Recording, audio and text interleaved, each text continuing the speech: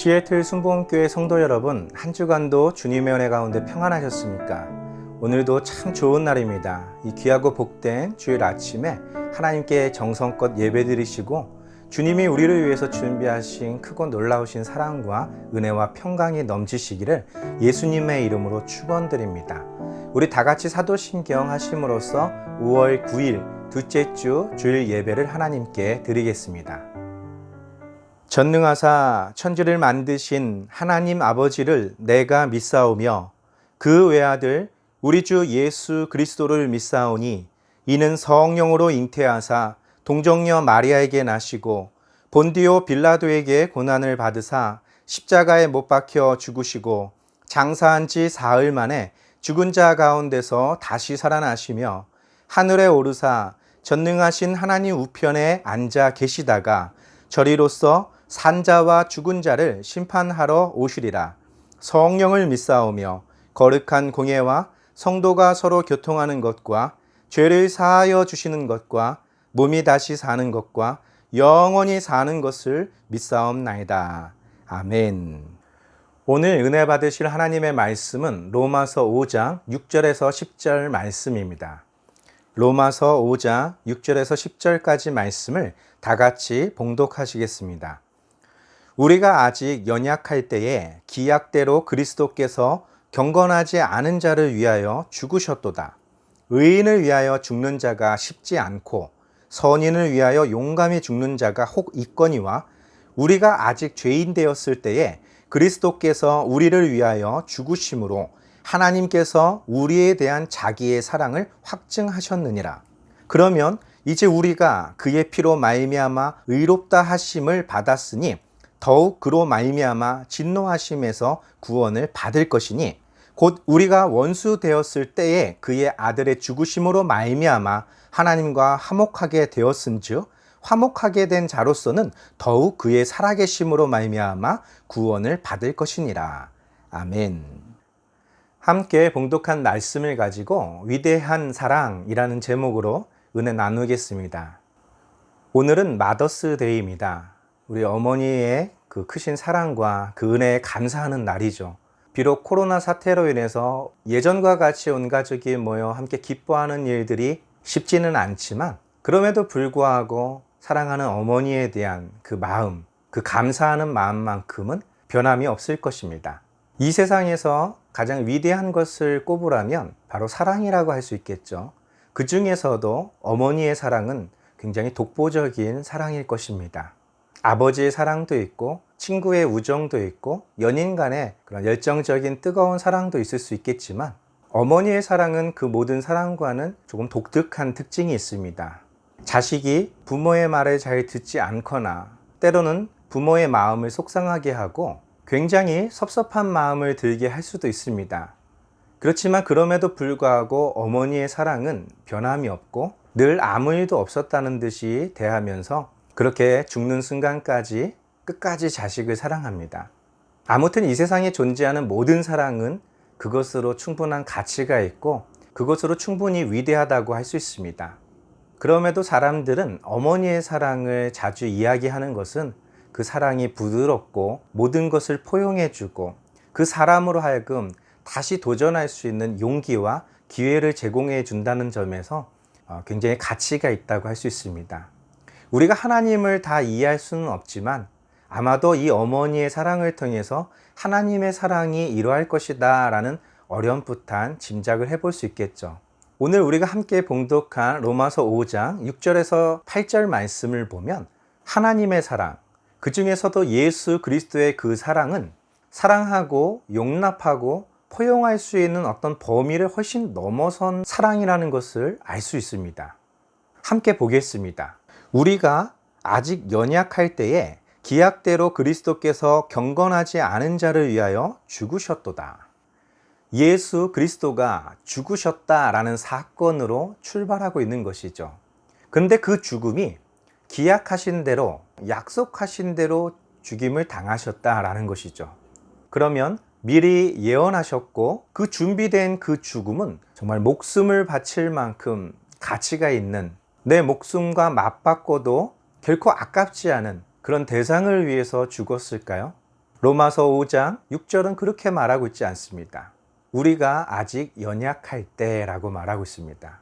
그를 위해서 죽을 만한 이유가 없다라는 뜻으로 이해할 수 있는 것입니다. 그것을 뒷받침하는 것이 7절, 8절 말씀입니다.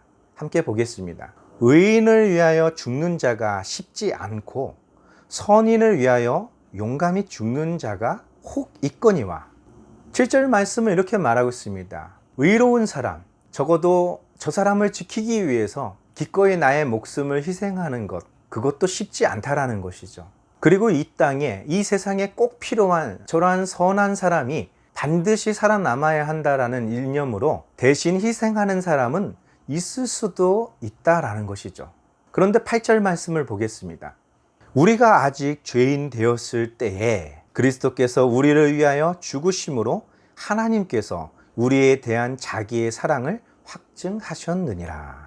아멘. 그리스도가 우리를 위해서 죽으셨는데 우리는 어떠한 상태였는가에 대해서 분명하게 밝히고 있는 것이죠. 바로 죄인이었다라는 것이죠. 우리가 영화나 그런 드라마나 그런 소설책을 볼 때마다 선한 사람과 악한 사람이 등장하죠. 그리고 선한 사람 편에 서는 사람과 또 악한 사람 편에 서는 사람들이 등장을 합니다. 그리고 그 영화를 보거나 그 드라마, 그 책을 읽는 사람들의 입장에서는 선한 사람이 잘 되기를 바라고 악한 사람이 반드시 그 죄에 대한 처벌을 받기를 간절히 소망하면서 지켜보고 있는 것이겠죠.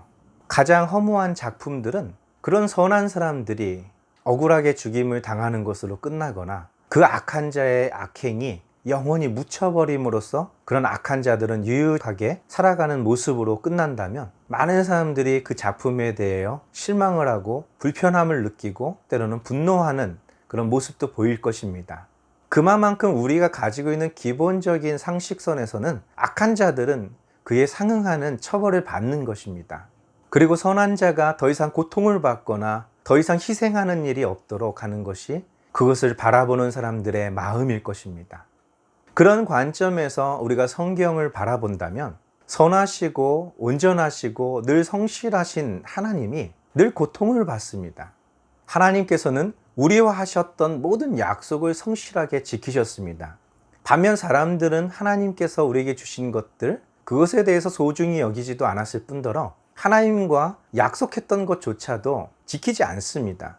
어디 그뿐입니까? 부모의 가슴에 가장 못을 박는 말이 있다면 흔히 이런 말들이 있죠. 나한테 해준 게 뭐가 있습니까? 이럴 거면 왜 나를 낳았습니까? 어머니의 마음을 가장 아프게 하는 말들 중에 하나이겠죠. 성경을 보면 하나님의 백성들이 이러한 말들을 하고 있다는 것이죠. 이것이 어디 성경에 등장하는 인물들만의 일일까요? 오늘날 신앙생활을 하고 있는 우리들은 하나님 앞에서 이런 마음을 가져본 적이 전혀 없었나요? 출애굽기 14장 11절에서 12절 말씀입니다. 그들이 또 모세에게 이르되 애굽에 매장지가 없어서 당신이 우리를 이끌어내어 이 광야에서 죽게 하느냐?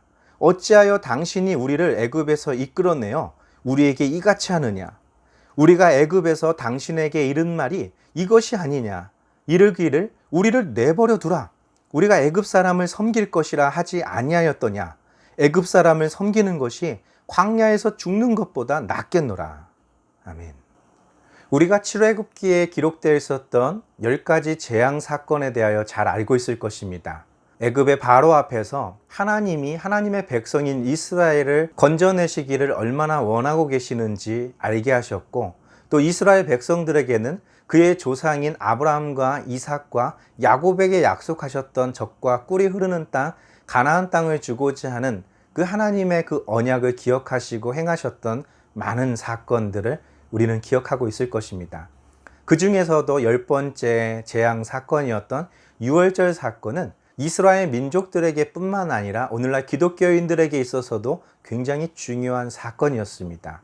그 유월절이 있었고 출애굽을 출발했던 이스라엘 백성이 홍해 앞에 서게 됐을 때 그들이 모세를 원망하고 하나님을 원망했던 내용들입니다. 애굽에 매장지가 없어서 우리를 이곳으로 끌고 와서 죽이려고 하는가 라는 말이었죠. 그들은 모세에게 말합니다. 우리가 고통을 받던 말든 그냥 내버려 두라고 하지 않았냐? 왜 우리를 여기로 끌고 와서 여기서 죽이려고 하는가? 차라리 여기서 죽는 것보다 저 애굽 사람 밑에서 고통을 당하더라도 사는 것이 낫지 않겠냐라는 원망입니다. 이러한 모습들과 이런 말들이 우리가 아직 연약했을 때라는 표현과 우리가 죄인이었을 때라는 표현과 어울리는 대목이겠죠. 어디 이뿐이겠습니까? 민수기 14장 2절에서 3절 말씀을 보겠습니다. 이스라엘 자손이 다 모세와 아론을 원망하며 온 회중이 그들에게 이르되 우리가 애굽 땅에서 죽었거나 이 광야에서 죽었으면 좋았을 것을 어찌하여 여호와가 우리를 그 땅으로 인도하여 칼에 쓰러지게 하려 하는가? 우리 처자가 사로잡히리니 애굽으로 돌아가는 것이 낫지 아니하랴. 아멘. 이스라엘 백성들이 40년 후에 여호수아를 통해서 그 견고한 성 여리고가 무너져 내림 같이 이날에도 그들이 하나님 앞에 믿음을 가지고 나아갔다면 가나안 정복이 이루어졌을 것입니다. 그러나 그들의 말을 봅시다.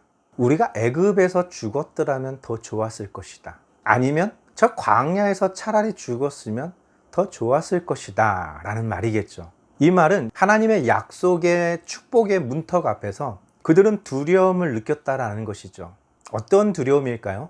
애굽에서 짐승처럼 취급받다가 고통 가운데 죽어가는 것이 저 기골이 장대한 가나안 사람들의 칼에 죽는 것보다 나을 것이다 라는 것이죠. 심지어는 저 물도 없고 먹을 것도 없던 광야에서 그냥 목말라 죽고 배고파 죽었더라면 더 좋았을 걸, 이런 원망을 하고 있었던 것이죠. 저 가나안 족속들에게 우리 처자들이 끌려가는 것보다 지금이라도 차라리 애굽으로 돌아가자라는 생각을 하고 있는 것입니다. 바로 예수 그리스도의 죽음은 이러한 죄인들을 살리시기 위한 죽음입니다. 이렇게 연약한 자들을 위해서 희생당하신 것이었습니다. 의인을 위하여, 선한 사람을 위해서 기꺼이 내 한 목숨 바칠 수 있는 사람들은 혹 있을 수는 있지만 쉽지 않다라는 것이죠. 그런데 이러한 사람들, 우리가 흔히 하는 말로 배은망덕이라는 말을 쓰죠. 베푼 은혜를 잃어버리고 거기서 더 나아가 가슴이 찢어지는 그런 비수까지 꽂고 있는 그런 모습들입니다. 야고보서 1장 13절에서 15절 말씀은 이렇게 말하고 있습니다. 사람이 시험을 받을 때에 내가 하나님께 시험을 받는다 하지 말지니 하나님은 악에게 시험을 받지도 아니하시고 친히 아무도 시험하지 아니하시느니라. 오직 각 사람이 시험을 받는 것은 자기 욕심에 끌려 미혹됨이니 욕심이 잉태한 즉 죄를 낳고 죄가 장성한 즉 사망을 낳느니라. 아멘. 홍해 앞에서 기골이 장대한 가나안 민족 앞에서 두려움을 느끼고 그들이 낙심하고 하나님에 대하여 원망하는 모습, 인간적으로 충분히 이해할 수 있습니다. 그들 입장에서는 충분히 원망스러웠을 수도 있습니다. 왜냐하면 하나님은 좋은 것을 주실 수도 있었을 텐데 라는 기대가 있었기 때문이겠죠. 왜 하필이면 이런 것을 주시는가? 왜 이 고통을 나에게 주시는가? 라는 것이 납득되지 않기 때문에 그럴 수도 있겠죠. 늘 기적만 일어나고 늘 좋은 것만 우리에게 나타난다면 이스라엘 백성들이 하나님을 원망했을 리가 없겠죠. 그러면 이와 같은 시험이 왜 우리에게 닥쳐오냐라는 것입니다. 하나님께서 시험들 만한 것을 우리에게 주신 것인가? 라는 질문도 해볼 수 있겠죠. 야고보는 결코 그렇지 않다라는 것입니다. 우리가 성경을 보면 시험이라는 단어들이 많이 나오는데 원어의 뉘앙스들을 살펴보면 테스트, 과연 나에게 믿음이 있는가 없는가 라는 그런 테스트의 용어로도 쓰이죠. 그러나 대부분의 경우는 템테이션과 같은 유혹, 우리가 느끼고 있는, 우리가 걸려 넘어지고 있는 그런 것들을 말합니다. 우리의 믿음을 더 굳게 하고 승리하기 위한 하나님의 계획과 섭리 가운데 그런 테스트와 같은 그런 시련들은 분명 성경에 존재합니다. 야고보가 말한 것은 하나님은 우리를 유혹하지 않는다라는 것이죠. 선악과를 두지 않았습니까? 그거 안 만드셨으면 유혹되지 않았을 텐데요. 어떤 분들은 그렇게 말을 하겠죠. 애초에 하나님이 그것을 존재하게 하지 않았더라면 시험에 들지도 않았지 않겠습니까? 라는 말을 하겠죠. 우리가 이해할 수 없는 것이 있지만 이 세상에 존재하고 하나님이 만드신 것들은 다 목적이 있다라는 것입니다. 하나님을 대적하는 사탄 역시도 그 존재의 필요성이나 목적에 대한 이해는 우리에겐 충분하지 않습니다. 그러나 하나님에게 있어서는 충분한 이유가 있고 충분한 목적이 있었다는 것을 알 수 있죠. 단, 그것에 대해서 어떻게 인식하고 있어야 하는지, 그것에 대하여 우리가 어떻게 행동하고 받아들여야 되는지에 대해서는 명확하게 말하고 있었다는 것이죠. 선악을 알게 하는 나무는 먹지도 만지지도 말라라는 것이죠. 왜냐하면 너희가 죽을 것이니까. 하나님은 그런 유혹을 받지도 않으실 뿐 아니라 그런 유혹을 우리에게 허락하지도 않는다라는 것이죠. 그러면 왜 우리는 유혹을 받습니까? 그러면 왜 우리는 유혹에 넘어집니까? 왜 우리는 그 유혹 때문에 아파해야만 합니까? 야고보는 그 이유에 대해서 너의 마음속에서부터 자라나고 있는 그 탐욕, 그 욕심 때문이라고 말하고 있는 것이죠. 그 욕심 때문에 너는 죄를 선택하게 되고 그 죄가 내 안에 들어와서 점점 장성한 후에는 죄를 다스릴 수 있었던 내가 그 죄에게 끌려서 죽임을 당하는 것과 같다라는 것이죠. 흔히 우리가 암세포라고 말하는 것도 우리의 몸의 일부였던 세포가 변질된 것이죠. 우리 안에 있는 모든 면역 체계들이 그렇게 변질되어 가는 암세포들을 점점 죽이고 건강한 몸으로 유지시키는 것이죠. 그런데 또 건강검진과 같은 것을 통해서 내 몸을 돌보지 않은 사람들은 어느 날 갑자기 나도 모르는 사이에 내 안에 자라난 그 암으로 인해서 죽음에 이르게 되는 것과 마찬가지입니다. 죄가 없을 수는 없습니다. 죄가 없는 사람은 한 사람도 없다고 성경에도 말하고 있듯이 우리에겐 누구에게나 죄가 있습니다. 그런데 그 죄가 우리 안에 있는 하나님의 말씀과 우리 안에 계신 성령님의 능력으로 말미암아 우리는 면역세포와 같이 그 죄의 문제를 끊어낼 수 있는 거죠. 거기서 멈추게 할 수 있는 것입니다. 다시 돌이키지 않는 것이죠. 그것이 잘 작동하고 있다면 그가 혹 죄를 질 수도 있고 넘어질 수도 있지만 그 죄 때문에, 그 넘어짐 때문에 죽음에 이르지는 않을 것입니다. 내 몸속에 자라고 있는 그 죄악들을 암세포인 줄도 모르고 키우고 있는 것과 마찬가지로 그렇게 방치해두고 그것에 대한 경각심도 잃어버리고 있다면 우리는 더 이상 그 죄를 다스리는 사람이 아니라 죄에 의하여 정복되는 그런 죽음에 이르게 되는 사람이 되고 마는 것이겠죠. 결국은 자신의 죄와 자신의 욕망과 마치 자기 재산을 다 가지고 아버지 곁을 떠나려고 했던 둘째 아들과 같은 그런 욕망 속에서 하나님의 그 속박에서 벗어나고 내가 원하는 삶을 살고 내가 맛보고 싶은 것을 맛보고 싶었던 선악과를 따먹었던 아담과 같은 그런 삶을 살았던 우리에게 크나큰 죄악들이 머물고 있었다라는 것이죠. 이사야 5장 3절에서 4절은 이렇게 기록하고 있습니다. 예루살렘 주민과 유다 사람들아, 구하노니 이제 나와 내 포도원 사이에서 사리를 판단하라. 내가 내 포도원을 위하여 행한 것 외에 무엇을 더 할 것이 있으랴. 내가 좋은 포도 맺기를 기다렸거늘 들포도를 맺음은 어찌 됨인고. 아멘. 이 말씀은 마치 사랑하는 자녀가 부모의 마음에 비수를 꽂고 아무리 타일르고 아무리 부탁을 해보아도 전혀 듣지 않고 그 잘못에서 돌이키지 않는 자녀를 바라보는 그런 어머니의 심정과 같을 것입니다. 이사야 5장의 이 말씀이 그리고 이사야 전체에 나오고 있는 그 심판의 메시지가 어찌 쉽게 내린 결론이겠습니까? 너무 아프지만 이것을 통해서라도 저 아들을 찾을 수만 있다면, 매를 맞는 저 아들뿐만 아니라 매를 때리고 있는 내 가슴도 찢어지지만 이것을 통해서 저 아이가 올바르게 자라날 수만 있다면 부모는 눈물을 흘리며 그 일을 행하는 것입니다. 이스라엘 백성들아, 유다 백성들아, 내가 너희를 위해서 했던 것, 지금까지 했던 모든 것들, 아직 남아있는 것이 무엇이 있겠는가 라는 것이죠. 내가 극상품의 포도를 얻기 위해서 좋은 포도를 심고 돌을 걸러내고 너희를 위해서 내가 할 수 있는 모든 것을 다 했지만 결국 너희는 내 앞에 들포도를 맺음으로써 너의 그 소중한 인생을 가치가 없는 인생으로 바꾸어 놨다라는 것이죠. 남은 것이 있다면 둘 중에 하나일 것입니다. 아직 가능성이 있는 나무들을 깨끗게 하는 것과 더 이상 가능성이 없는 것들을 분리시키는 거겠죠. 그 분리시키는 과정에서 이사야에 예언되어 있는 것은 범죄한 너희들이 죽는 것이 아니라 너희를 대신해서 내가 택한 자가 죽임을 당할 것이다 라는 것이었죠. 하나님이 택한 자는 하나님 자신이셨고 하나님의 자신의 말씀에 순종했던 예수 그리스도셨다라는 것이죠. 로마서 5장 6절부터 8절에 나왔던 아직 연약한 우리를 위해서 약속대로 죽임을 당하셨던 예수 그리스도, 아직 죄인이었던 우리를 위해서 십자가를 짊어지셔야만 했던 그 예수 그리스도를 통해서 그의 사랑을 확증하셨다라는 말씀이겠죠. 마가복음 4장 38절은 이렇게 기록되어 있습니다. 예수께서는 고물에서 베개를 베고 주무시더니 제자들이 깨우며 이르되 선생님이여 우리가 죽게 된 것을 돌보지 아니하시나이까 하니.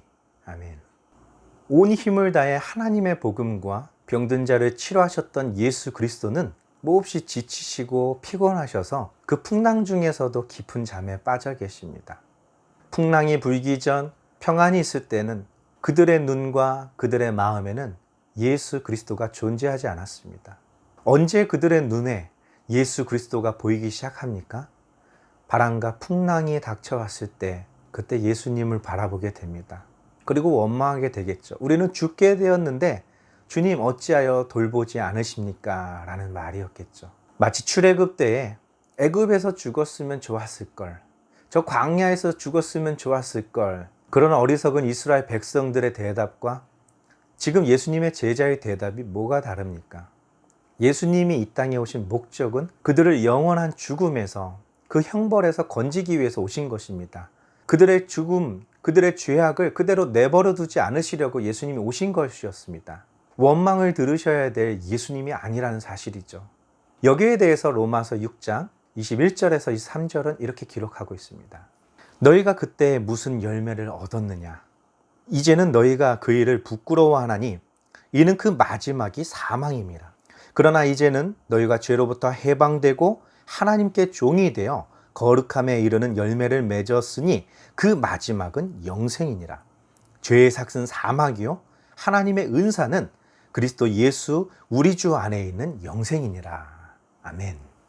결과적으로 가나안에 들어갔던 이스라엘 백성들은 하나님을 원망했던 그들의 과거의 모습이 몹시 부끄러웠을 것입니다. 부활하신 주님 앞에서 내 눈으로 직접 그 못자국을 확인하고 내 손가락으로 그 옆구리를 만져보기 전에는 주님의 부활을 믿을 수 없을 것이라 단언했던 도마는 부끄러웠을 것입니다.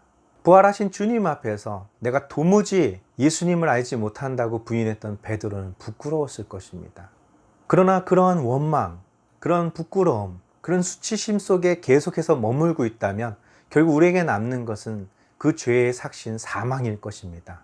비록 우리는 연약하고 우리는 부족하지만 우리를 용서하시겠다고 손을 내미시는 그 하나님의 은혜에, 그 하나님의 부르심에 우리는 부응해야 된다는 것이죠. 대답해야 된다는 것입니다. 우리가 아직 죄인이었고 아직 부족하고 아직 연약한데 하나님은 우리를 부르셨고 우리에게 손을 내미셨다는 것이죠. 그 은혜, 그 사랑, 마치 집을 떠난 둘째 아들이 돌아왔을 때 그를 향해 달려가 끌어안고 입을 맞추고 좋은 옷을 입히고 가락지를 끼우고 신발을 신고 살찐 송아지를 잡았던 아버지 심정과 같이 우리가 아직 죄인이고 아직 부족하고 하나님의 자녀라 일컬음을 받기 합당치 못한 모습으로 서 있다 할지라도 주님이 원하고 계시는 것은 우리가 하나님께로 돌아오길 원한다는 것입니다. 우리가 즐겨하던 그 죄악을 끊어내길 원한다는 것입니다. 우리가 하나님을 아프게 했던 그 원망의 말들을 우리 입술에서 완전히 버려야 된다는 것이죠. 감사와 찬양, 경배와 영광, 그 하나님은 우리에게 달려오셔서 우리가 도저히 해결할 수 없는 영생, 하나님의 축복, 하나님의 은혜로 우리를 가득 채워주실 것입니다. 끝으로 오늘 본문인 로마서 5장 9절에서 10절 말씀을 함께 나누고 마치려고 합니다. 그러면 이제 우리가 그의 피로 말미암아 의롭다 하심을 받았으니 더욱 그로 말미암아 진노하심에서 구원을 받을 것이니 곧 우리가 원수 되었을 때에 그의 아들의 죽으심으로 말미암아 하나님과 화목하게 되었은즉 화목하게 된 자로서는 더욱 그의 살아계심으로 말미암아 구원을 받을 것이니라. 아멘. 예수 그리스도의 보혈의 피가 우리를 그 끔찍한 죽음, 그 사망, 그 죄악의 올무에서 건져내셨던 것처럼 그의 죽으심으로 말미암아 우리가 의롭게 되고 하나님과 멀어졌던 우리가 하나님과 화해하고 하나님과 하나가 되었다면, 이제 하나님과 하나가 된 우리를 끝까지 사랑하시는 예수 그리스도 안에서 누리게 될 구원, 영생, 축복이 얼마나 대단할지 기대가 되십니까? 아버지, 나는 하늘과 아버지께 죄를 지었습니다. 더 이상은 아버지의 아들이라 일컬음을 받을 자격이 없습니다. 나를 품꾼 중에 하나처럼 써주세요 라고 부탁했던 그 둘째 아들에 대하여 아버지는 아무런 말씀도 하지 않으셨죠. 잃었던 내 아들, 마치 죽었다가 살아난 내 아들이 돌아왔다. 이것보다 내가 더 기쁜 게 무엇이며, 저 자녀가 밖에서 잃어버렸던 그 영광과는 비교할 수 없는 기쁨을 하나님은 누리시는 것이죠. 그가 잃어버린 것, 참 끔찍한 일이죠. 잊지 않았으면 좋았을 일이죠. 그러나 그가 잃어버린 것과는 비교도 할 수 없는 아버지에게는 더 많은 것이 있다는 사실입니다. 아버지를 향한 부끄러움보다 그 아버지의 사랑을 이해하는 것이 이 둘째 아들에게 가장 필요한 마음이 아닐까요? 그런 아버지의 기쁨에 함께 참여할 수 있는 것이 그 첫째 아들에게 가장 필요한 마음이 아닐까요? 마더스데이를 맞이해서 어머니의 사랑에 감사하고 그것을 보답하기 위해서 맛있는 음식과 선물과 용돈을 준비하는 그런 귀한 자녀들이 있다면, 그들의 작은 보답도 귀하고 아름답고 부모님을 기쁘게 할 수 있지만, 어머니 사랑합니다. 때로는 내가 어머니의 마음도 참 많이 아프게 했었는데 그게 너무 후회스럽고 그게 너무 가슴이 아팠습니다. 이제는 알았습니다. 이제는 어머니 말씀처럼 잘 하겠습니다. 감사합니다. 더 건강하세요. 더 오래오래 사세요. 제가 효도하겠습니다. 그런 말 한마디가 그 어머니의 가슴을 더 행복하게, 더 흥분되게 하지 않겠습니까? 이제 우리 주님 앞에 서게 되는 그날까지 하나님을 흥분시킬 수 있는 하나님의 자녀가 되기 원합니다. 하나님이 기쁨을 이기지 못할 정도로 우리가 하나님을 사랑하고 하나님을 자랑하고 하나님 안에서 살아가고 죄와 싸우는 그런 믿음의 사람이 되길 바랍니다. 주님께서 죄인이 되었을 때에도 우리를 사랑하셨고 우리를 위해서 기꺼이 약속하신 대로 그 일들을 신실하게 행하셨다면, 하나님과 화해되고 하나님 말씀대로 살아가는 우리에게 어떤 것도 아끼지 않으실 것입니다. 그 하나님의 축복이 여러분들이 살아가는 그 수많은 날 동안 여러분들의 자녀와 가문과 여러분들의 모든 관계 속에 가득하기를 예수 그리스도의 이름으로 축원드립니다. 다 같이 기도하겠습니다. 살아계신 하나님, 감사와 찬양과 경배와 영광을 돌립니다. 우리가 아직 연약하고 주님의 마음을 너무나 아프게 했을 때에도 주님은 한 번도 우리를 싫어하지 아니하시고 우리를 미워하지 않으시고 우리를 버리지 않으셨습니다. 우리를 위해서 끝까지 사랑하셨고 우리를 건지시기 위해서 끝까지 주님의 손을 내미셨습니다. 이제 그 손을 잡고 하루하루 살아가면서 하나님의 마음에 기쁨이 되고 하나님 보시기에 정말 아름다운 극상품의 열매들이 되게 도와주시옵소서. 아직도 부족합니다. 우리의 힘만으로는 또 넘어질지도 모르겠습니다. 주님 붙들어 주시옵소서. 다만 악에 빠지지 않게 하옵소서. 그리고 하나님의 그 이름을 영화롭게 하게 도와주시옵소서. 예수님의 이름으로 감사하며 기도드립나이다. 아멘. 다 같이 주기도문 하심으로써 5월 9일 둘째 주 주일 예배를 모두 마치도록 하겠습니다. 하늘에 계신 우리 아버지여, 이름이 거룩히 여김을 받으시오며 나라가 임하시오며 뜻이 하늘에서 이루어진 것 같이 땅에서도 이루어지리이다. 오늘 우리에게 일용할 양식을 주시옵고 우리가 우리에게 죄지은 자를 사하여 준 것 같이 우리 죄를 사하여 주시옵고 우리를 시험에 들게 하지 마시옵고 다만 악에서 구하시옵소서. 나라와 권세와 영광이 아버지께 영원히 쌓옵나이다. 아멘. 연일 계속되는 좋은 날씨와 따스한 햇살, 종종 내리는 그런 촉촉한 비와 선선한 바람들, 이 모든 것들이 하나님이 우리에게 주신 귀하고 아름다운 선물입니다. 때론 굳은 먹구름이 저 찬란한 햇빛을 가릴 수도 있습니다. 그러나 그런 구름 따위가 찬란한 햇빛의 강렬함을 막을 수는 없습니다. 우리 시애틀 순복음교회도 마찬가지입니다. 참 귀하고 아름답고 행복한 순간들도 참 많이 있었습니다. 그리고 때로는 왜 이런 일들이 우리에게 벌어질까 싶었던 안 좋은 일들도 종종 있었습니다. 그러나 냉정하게 살펴보면 우리를 힘들게 했던 시간들과 순간들보다는 우리를 안전하게 지켜주시고 우리에게 평강을 주셨던 시간이 훨씬 많고 더 풍성했다는 것을 인정해야 합니다. 4월 마지막 주부터 지난주까지 우리 교회에 적지 않은 피해가 있었습니다. CCTV를 살펴본 결과 술에 취한 것인지 마약을 한 것인지는 알 수 없지만 매일마다 돌을 던져서 유리창을 깨는 일들이 있었습니다. 그 일들이 매일마다 반복되었고 벌써 5장이 넘는 유리창이 파손되었고, 이 일로 인해서 우리 시애틀 순복음교회뿐만 아니라 사모아 교회와 멕시코 교회도 적지 않은 돈을 들여야 했었습니다.